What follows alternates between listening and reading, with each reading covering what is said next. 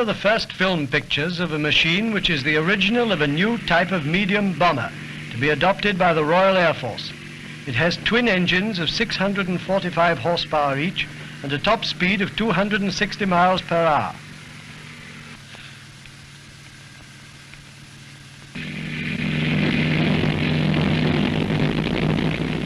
This aeroplane has an unusual history.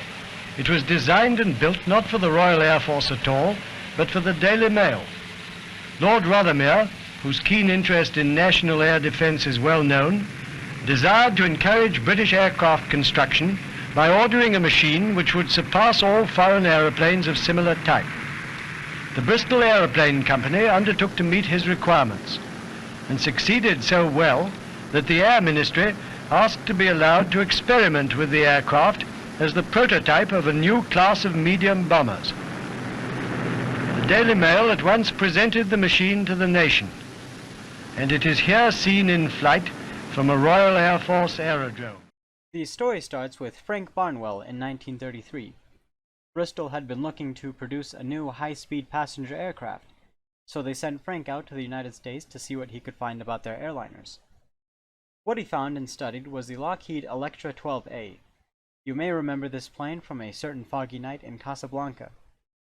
The Electra 12A was a twin-engined, low-wing monoplane with 500 horsepower, perfect for whisking away the love of your life to Lisbon.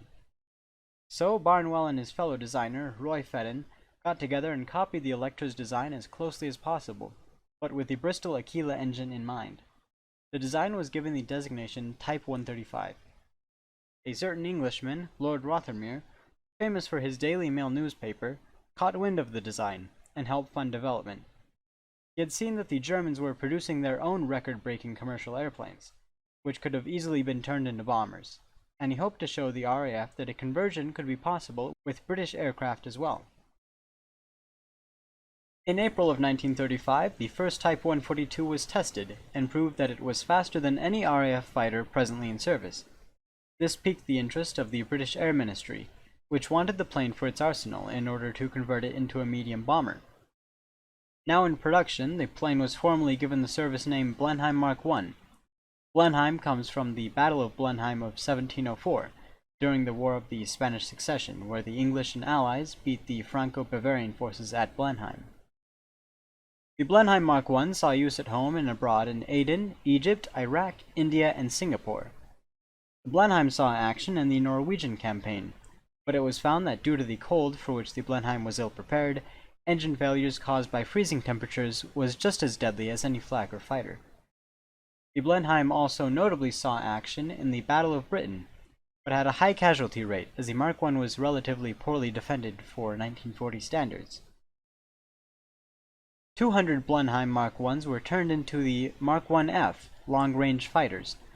Although it was slow and sort of clunky for a fighter, the Mk1F found their role in night intruder operations, going deep into enemy territory to cause trouble far behind enemy lines.